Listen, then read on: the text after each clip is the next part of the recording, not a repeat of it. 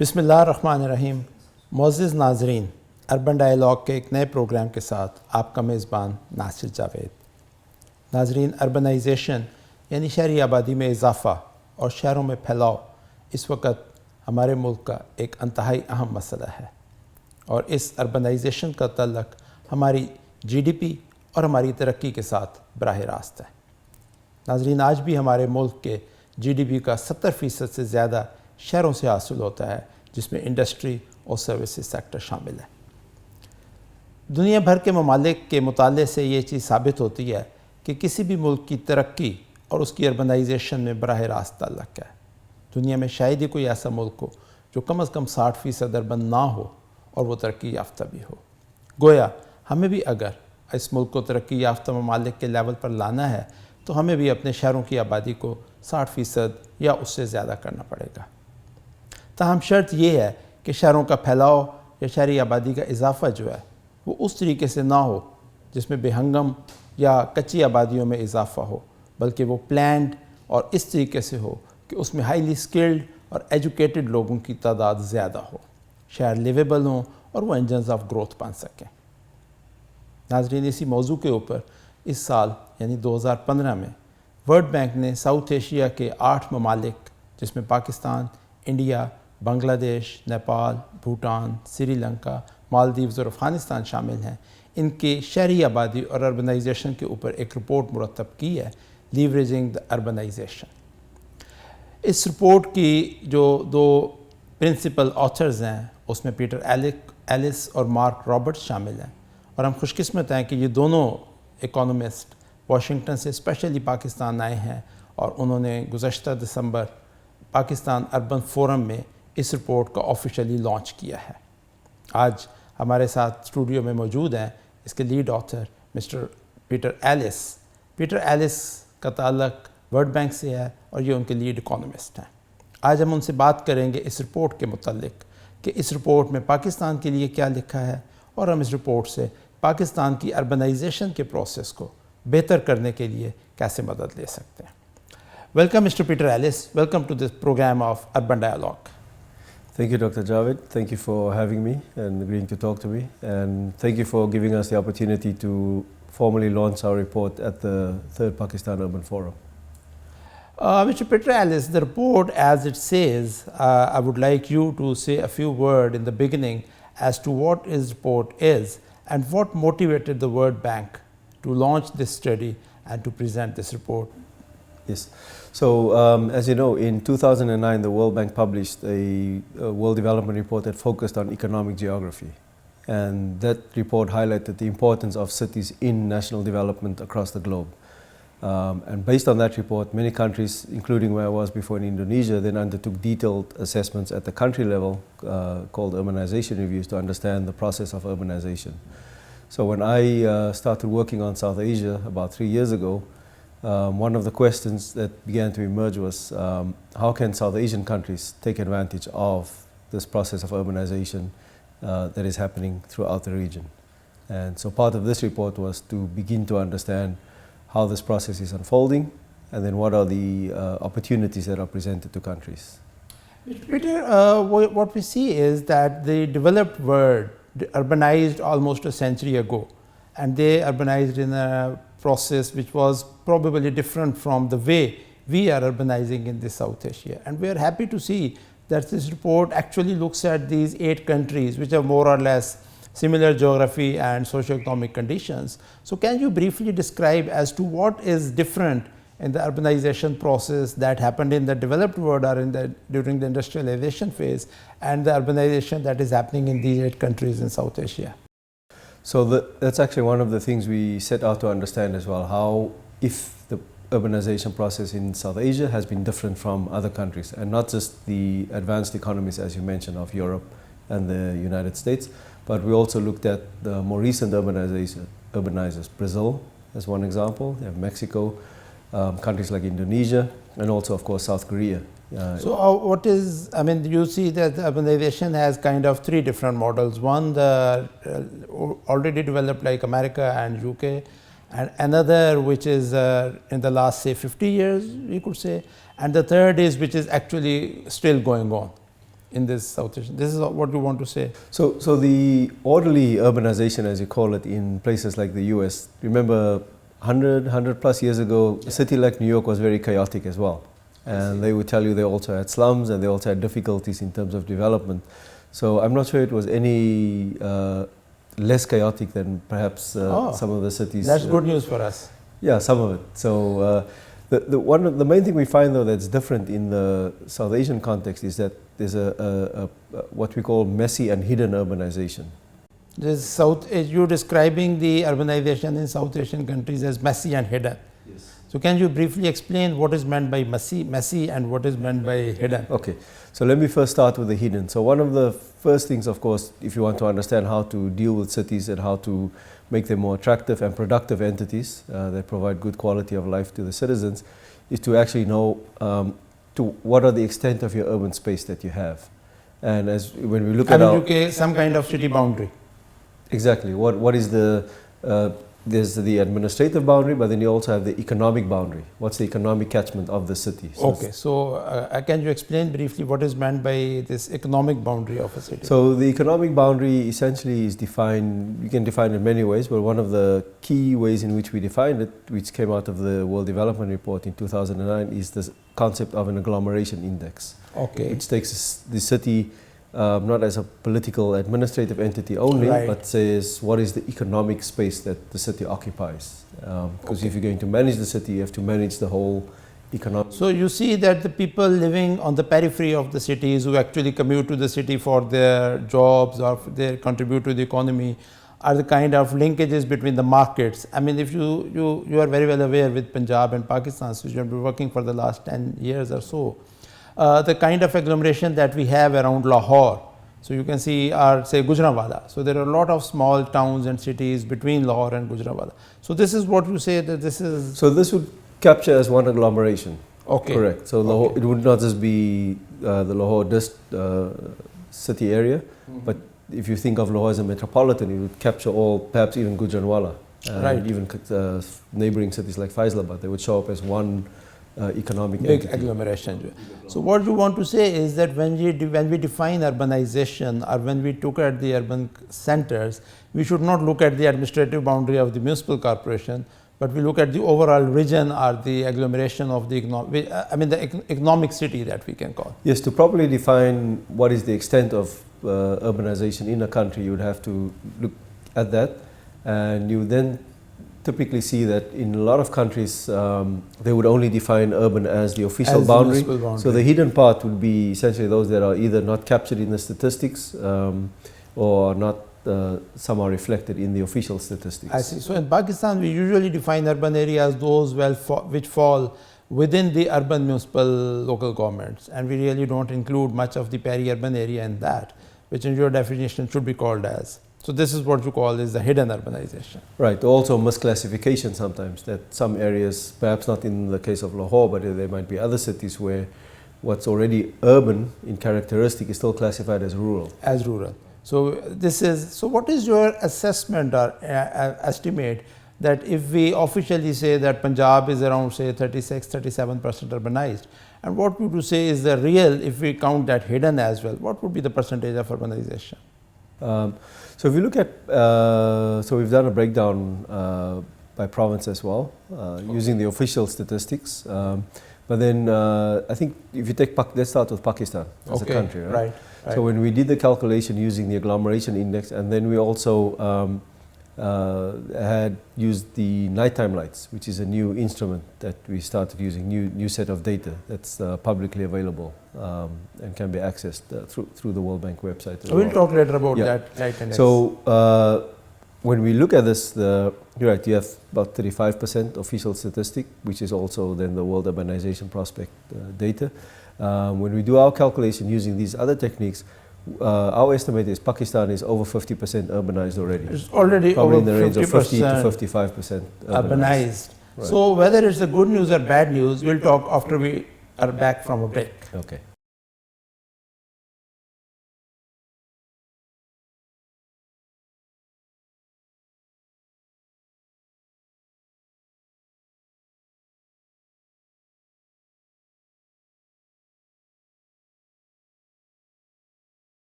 So before the break, we were talking about the 50% figure, that as per your assessment, Pakistan is already 50% urbanized.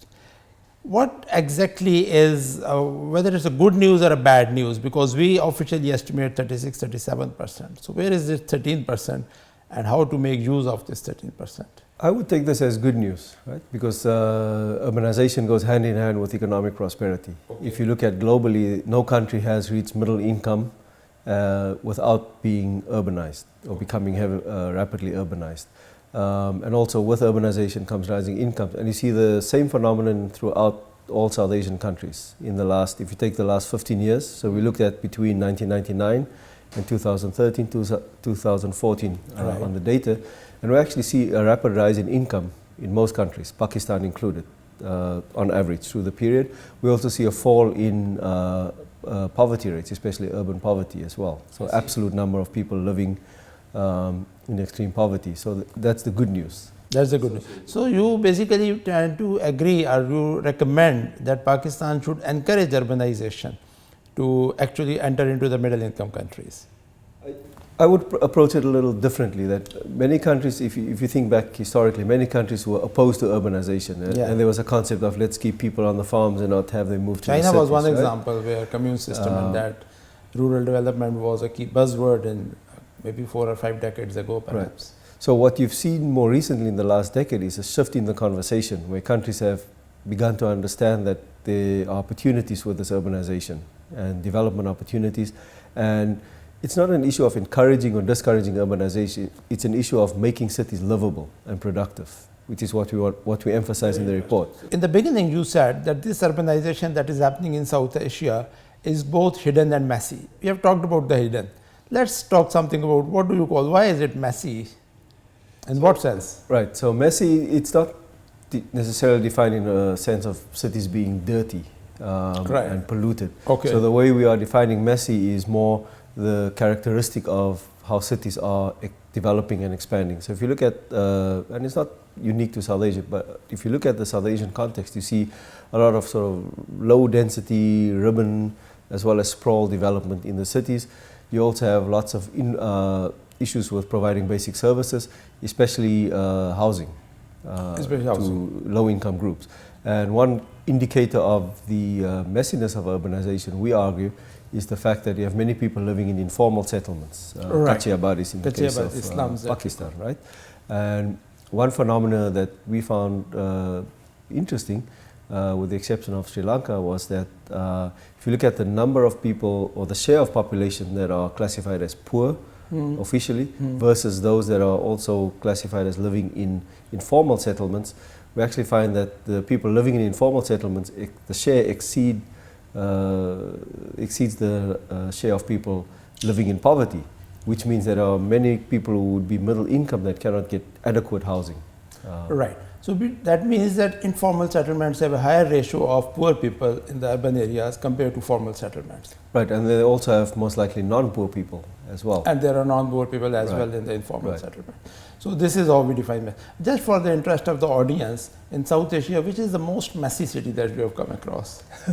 That's I mean, every city, cities are like families, right? Every family is unique in its own way. It's very difficult to compare in that sense, which is the messiest. I think each one has their pluses and minuses. My city where I'm from in Cape Town, South Africa, very beautiful city, but we also have our challenges. We also have our messiness that goes on in that city. So it's I don't think it's a fair comparison across cities to say, this is a messy city or the messiest city in South Asia. However, what I would mention is that I mentioned the progress earlier that cities had made across South Asia. One of the big challenges in South Asia, if you look at livability indices that have been constructed that look at how livable are cities. So these are calculations done by people like the Economist Intelligence Unit, PricewaterhouseCoopers, our own indexes that we have constructed as well at the World Bank. And we typically find that South Asian cities rank in the bottom 20% of livability of cities, as classified by things like access to basic services, quality of infrastructure, provision of health, education, etc. But since you have studied all the 8 countries in this region, So can we have some kind of an idea where does Pakistan stand in these 8 cities in terms of this messiness or hiddenness? So some of the findings actually surprised us in some way. In the report we have much more detailed calculations on, we do a prosperity index across the cities which uses the night lights data to calculate different dimensions using light brightness, change in brightness of lights, extent of lights across cities. And we do this called the prosperity index. This is very interesting. Sorry for interruption, but this nightlife index, as we can see on the screen, this is very interesting. Yes. This actually, how is it conducted for the? So these lights have been collected since about 1971. Okay. And they were initially used by the US Air Force to look at cloud cover across the US. And then one residual was that you had this light data that came up, which no one really used until very recently.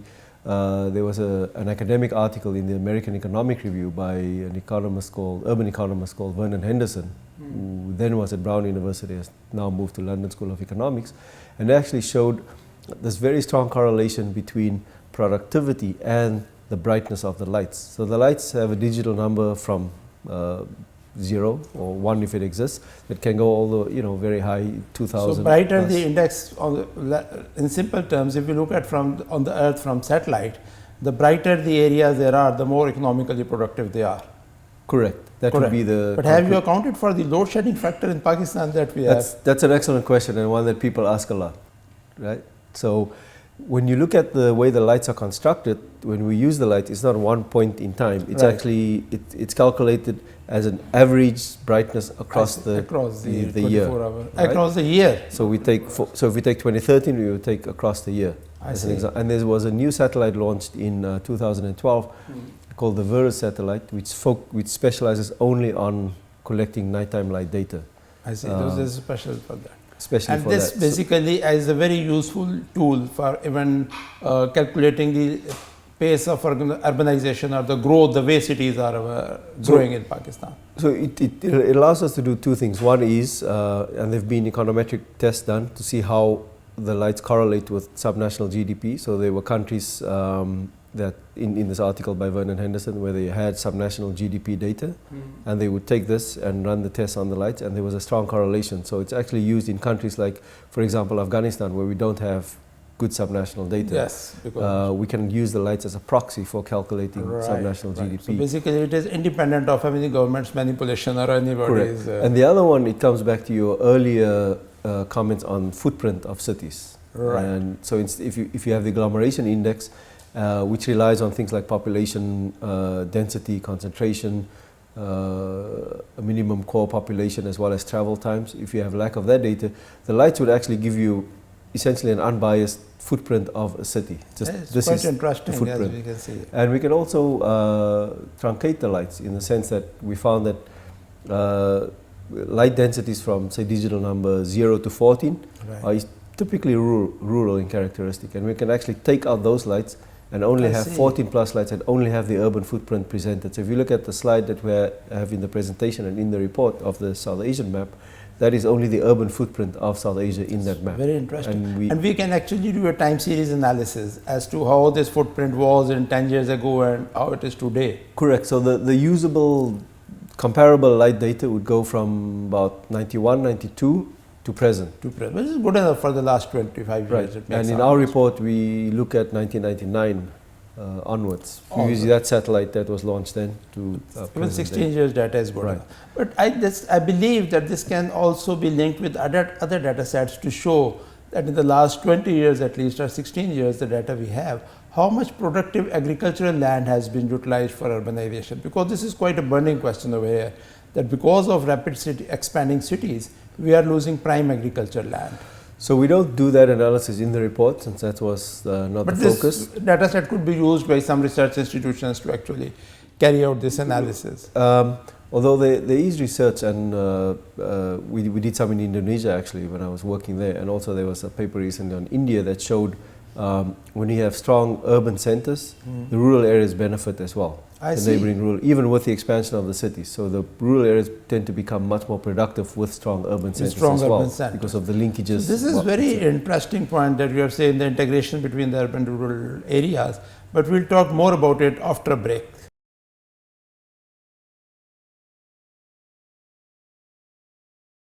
Welcome back to the program. Peter, we were talking about the integration between the rural areas and urban areas, and you were saying that a strong urban center is beneficial to the surrounding rural areas as well.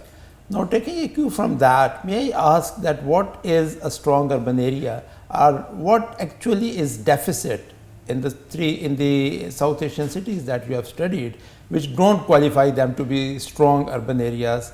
So what are the key deficits? Because we have already said that this is messy and hidden, but apart from that. Yes, so strong urban centers are, if you define them, they would be ones that create jobs, create incomes for the populations living in those cities, and also have an ability. And is it, sorry interruption, is it just jobs, any kind of jobs, or it have to be some quality of job? I mean, most of the people migrating in Pakistani cities from the rural areas, they are actually doing some very low level jobs, like they're guards or drivers or those kind of things. There's not very high skilled jobs. So is there any correlation between the level of? There is a cycle within urbanization, of course, Okay, where people, right. at first, migrants might be sort of the low level and low services jobs, and then you would expect as cities mature and develop, you start migrating into higher valued activities as education levels improve, into higher valued manufacturing and then higher valued services. And of course, the fact that people move to cities mean that they are seeing an opportunity, otherwise they would not move. They would not move. They would not see, the expectation would not be that the city is affording something. Right. So cities that create jobs, next. Cities that can provide services to the population, both basic services as well as other amenities. Services means water supply, sewerage, sanitation. And in this report, we also highlight on the planning side the idea of public space and open space, which typically in our cities tend to be used more by the poor than the rich, because the rich can afford their own private public space in their backyards, right? Or their pools.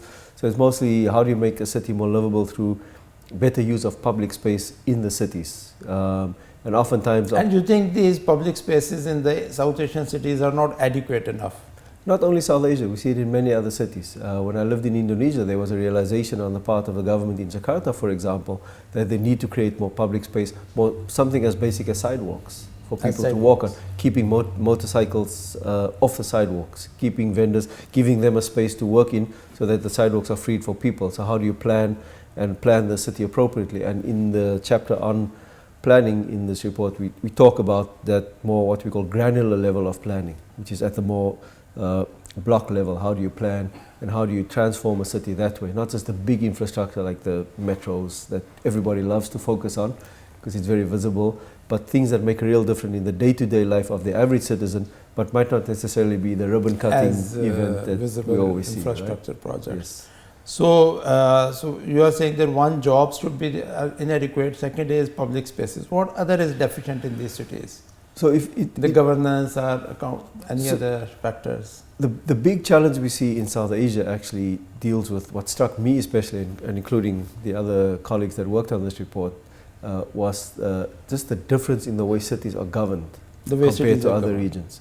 And here I'm struck by the lack of elected local officials that run the cities. And it's a phenomenon that cuts across South Asia. Oh, that's good news. So we are not the only ones.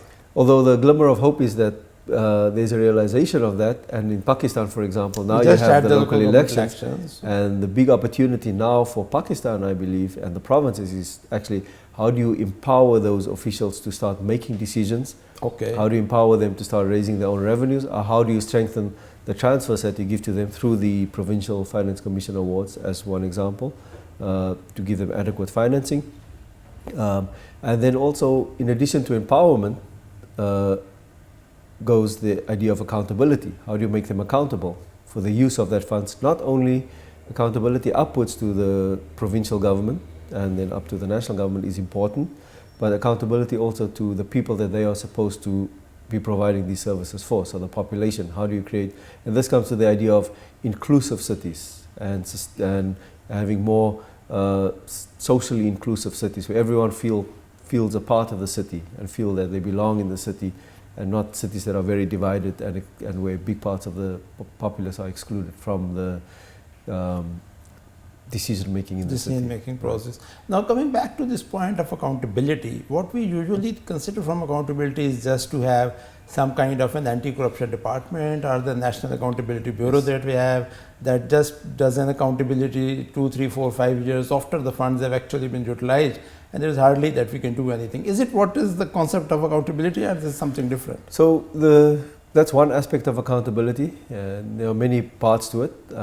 So if you look at what other countries have done as well. Yeah, that's what we wanted to do.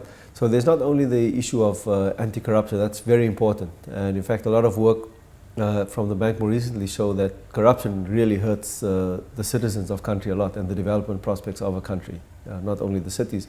But we're thinking of things of which most countries have made progress in, something like right to information. Right to information. To get information so that people should know who is making and what decisions and where the money is being spent. Some of it doesn't have to be very complicated, right? If you look at some of the stuff that some local governments in Indonesia did, was they would publish the annual development plan on the publicly website. On the website, or put it on the door outside for people who don't have access to the web. They would have the expenditures that they've done for the year would be published. It would be available, so anyone could come and look at what has the local government spent the money on. Why did you? Interesting, and it's a simple idea.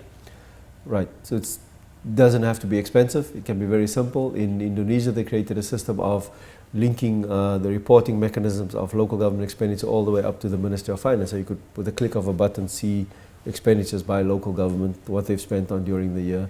It requires a little bit of investment up front in technology, but again, it doesn't have to be very expensive. It just has to be. So one is empowerment, second accountability. Any other factor that we need to focus on? Of course. There used to be a saying that went around about 15 years ago that I remember that said cities develop the way they are financed. Right, cities develop the way they are financed. Right, so if you finance certain things, that's what gets developed in the city. And of course, most of the cities that we live in have a usually severe constraint on financing. That's true all over the world, even developed cities. They could always use more money.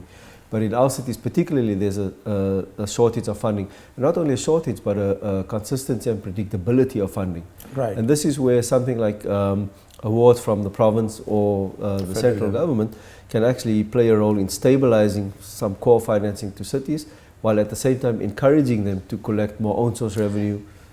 This brings me to another point, that in what we have seen, that in Pakistani cities, in almost every city, the share of the own source or the city local finance is almost negligible, at times less than 10%, and 90% funding is coming from the provincial government.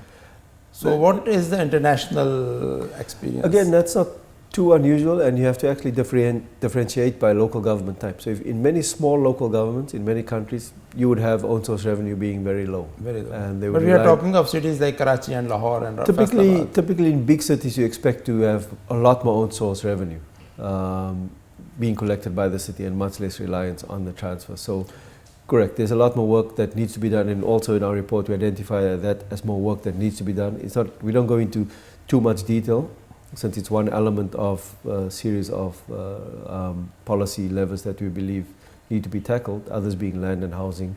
So we'll talk about land and housing in a bit, but coming back to this issue of own source revenue, you don't think that cities like Karachi, which has a population of 20 million, and Lahore with 9 million, and Faisalabad with 5 million, and huge chunks of land and all of that, I don't think that revenue should be so low as it is. So does it have to do anything with the city governance structure, or why don't we have that level of? Sure, I mean, I think now you have an opportunity with the new local government ordinances that each provinces will now define on its own, right? Yeah. That there's an opportunity there to now define what's the mandate of the local governments to collect. And again, if you take something like a property tax, which there's been a lot of work done in the past in the Punjab, for instance, that could be something that could be worked on and say, okay, what's the role of the city government in collection, and what's the role of the provincial government? Different countries take different models, but typically, you're right, for the big cities, it's usually they are empowered to collect their taxes. Collect their own taxes. Of course, usually the frameworks are defined at the provincial level, and there's oversight, but the responsibility for collection are usually you can do this not even at It doesn't have to be high tax rates, but just starting to collect the taxes is a way of just... we actually, in most of the cities, frankly, we don't charge for services like solid waste management and almost negligible for water sanitation and others. So you also mentioned in this the issue of housing and landing, but we'll discuss it after we come back from the break.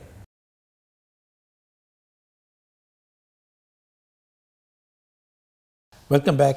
So, Mr. Alice, we were talking about land and housing. Now, these two are very, very important issues, especially in Pakistani context, for two basic reasons I would like to say. One, that we don't have a very robust system of urban land records. We are still using the same Patwari system that we had in the rural area. And the second is that most of the housing is being developed in the private sector.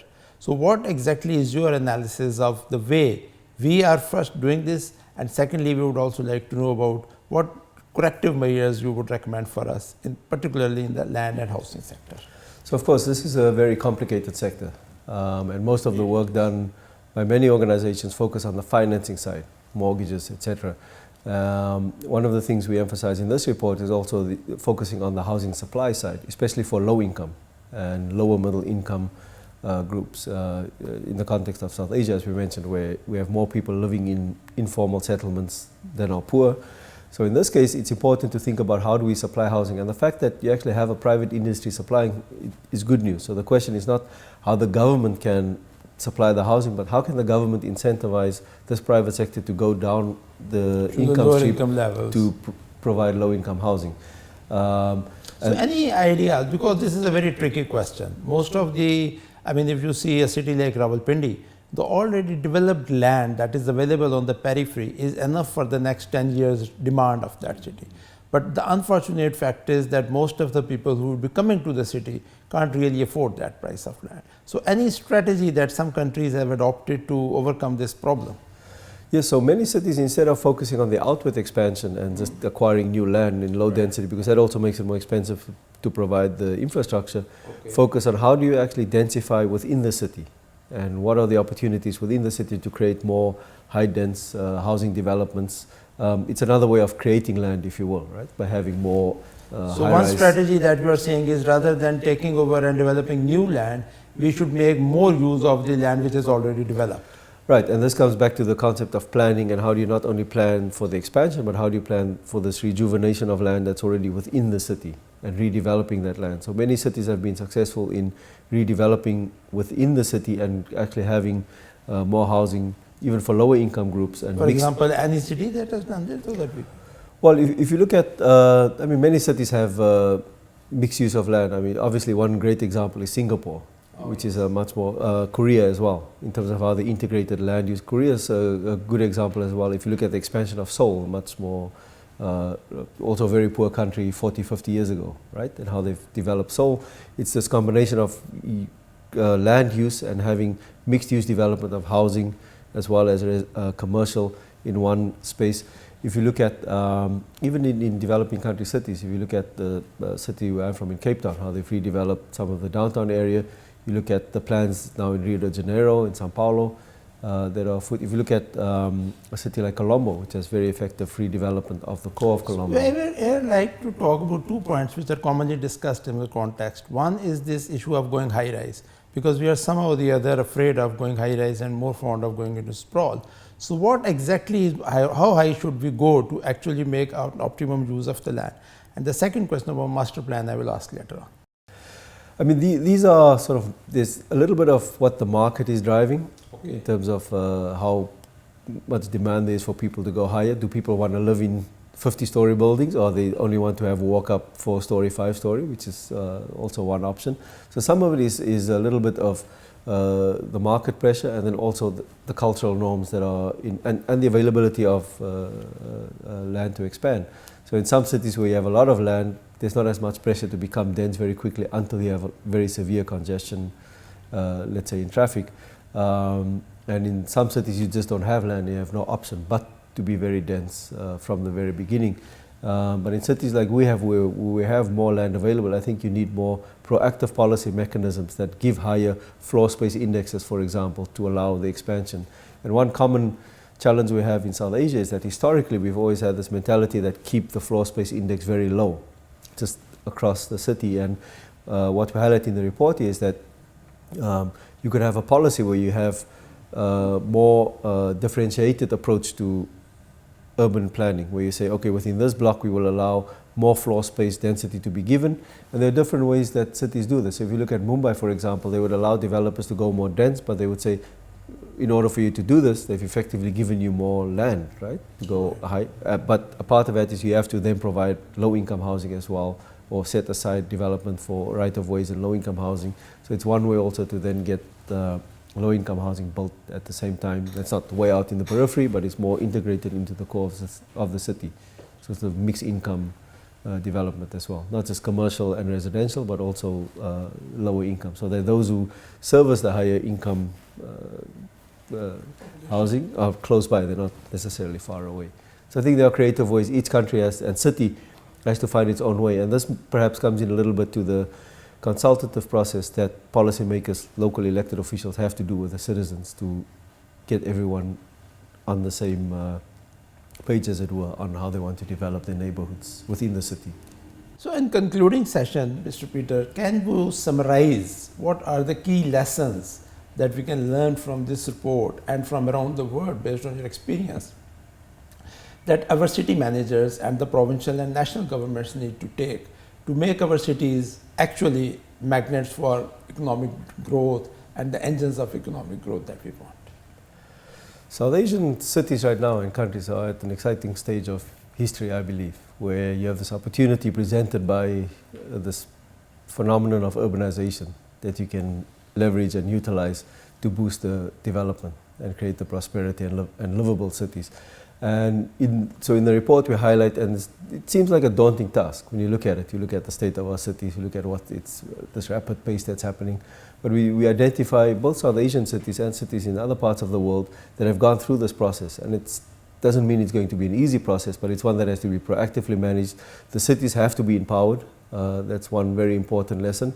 And in fact, the work that we've done at the World Bank, including work by McKinsey, has shown basically three elements to cities that have successfully transformed. Right. One was a leader of the city, usually an elected official, that set a very strong vision for the city, right. Very high bar for what they want to achieve in the city. Now you might say that's not achievable, however, they did this. The second part was they had very good planning in place, and planning supported from the central government. Planning includes just master planning or special planning? Or not necessarily master planning, but more than that, sort of planning about in terms of, as we spoke earlier about, within the city, how do they want to redevelop parts of the city that fit into this vision of where they want the city to be 10, 20, 30 years, 50 years from now. Along with the planning came a detailed investment plan or implementation plan, and then the different financing mechanisms for that, whether it's from financing through the bond markets or through other mechanisms, public-private partnerships, etc.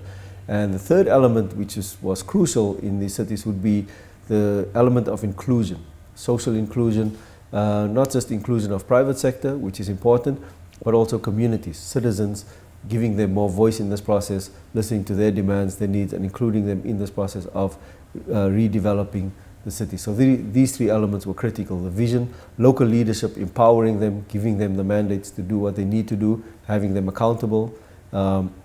Secondly, the planning and the investment that goes with that. And then finally, the inclusion, having an inclusive city where everyone feels included in the city and they have a voice. For us, this is an excellent opportunity for Pakistan. If you look at the key recommendation of this report of creating empowered local governments that are accountable and can make the decisions, you've had the local elections, and the question now is whether Pakistan will take this opportunity to actually create these empowered local governments, hold them accountable, and create the mechanisms that will help transform the cities. नाज़रीन, आज हमारे मेहमान थे mister Peter Ellis World Bank के, और आज हमने देखा कि इन्होंने जो स्टडी किया है 8 साउथ एशियन ममालिक के अर्बनाइजेशन और इनकी शहरों के, तो उसमें उन्होंने हमें बताया कि जी अगरचे साउथ एशियन कंट्रीज़ के शहर और इंक्लूडिंग पाकिस्तान के शहरों की जो अर्बनाइजेशन या जिस तरीके से वो फैल रहे हैं, वो हिडन भी है और मैसी भी है। हिडन से मुराद ये है कि बहुत सारी शहरी आबादी ऐसी है जिसको हम टेक्निकली या लीगली एडमिनिस्ट्रेटिवली शहर में कंसिडर नहीं करते, लेकिन इकनॉमिकली वो शहर का हिस्सा ही है। और दूसरा ये कि हमारी जो मेजॉरिटी आ रही है शहरों में, वो इनफॉर्मल सेटलमेंट्स में रह रही है, जहाँ पर गुर्बत का मेयार भी ज़्यादा है और उसकी فیسلٹیز بھی کم ہیں. لیکن اس کے ساتھ جو اچھی بات یا خوشی کی بات انہوں نے بتائی ہے وہ یہ ہے کہ دنیا کے بہت سے ممالک اربنائزیشن کے پروسیس میں ان مراحل سے گزرے ہیں, اور اس میں کوئی مایوسی کی بات نہیں ہے, اور کوئی وجہ نہیں کہ اگر ہم ان ماڈلز کو فالو کریں یا ان لیسنز کو لرن کریں جو باقی دنیا کے ترقی یافتہ شہروں نے اڈاپٹ کیے ہیں, تو ہم بھی اپنے شہروں کو اس لیول پر کیوں نہیں لا سکتے. لیکن اس کے لیے ضروری ہے جو انہوں نے میں بتایا کہ شہروں کو امپاور کیا جائے, ان کی فائنینسنگ سسٹینیبل کی جائے, اور ان کی ایک پلاننگ جو ہے اس کے تحت ان کو ایک آباد کیا جائے. صرف بے ہنگم پھیلاؤ بنانے سے یا نئی ہاؤسنگ کالونیز بنانے سے یہ مسئلہ حل نہیں ہوگا, بلکہ کوشش یہ کریں کہ جو آلریڈی ڈیولپڈ لینڈ ہے اس کو بہتر سے بہتر طریقے سے یوز کریں, اور 4 یا 5 منزلہ مکان بھی اگر ہم بنا لیں تو اس سے جو ہے ہماری لینڈ یوٹیلائزیشن بہت بہتر ہو سکتی ہے. اور سیکنڈلی یہ کہ بہت ریجڈ زوننگ کرنے کی بجائے بہتر ہے کہ ہم مکس لینڈ یوز آبادیاں یا نیبرہڈز بنائیں جہاں پہ ریزیڈینشل, کمرشل, آفیسز اور لو اور ہائی انکم گھر بھی ایک لوکیلٹی میں ہوں, تو اس میں ایفیشنسی زیادہ ہوتی ہے. ناظرین, اس رپورٹ کی مزید ڈیٹیلز اگر آپ دیکھنا چاہتے ہیں تو رپورٹ ورلڈ بینک کی website www.worldbank.org/South Asian Cities پر اویلیبل ہے, اور یہ فریلی ڈاؤن لوڈ کی جا سکتی ہے. اس کے ساتھ ہی ہم آج کے پروگرام میں اجازت چاہتے ہیں. Thank you very much mister Petralis for joining us on this date. Thank you.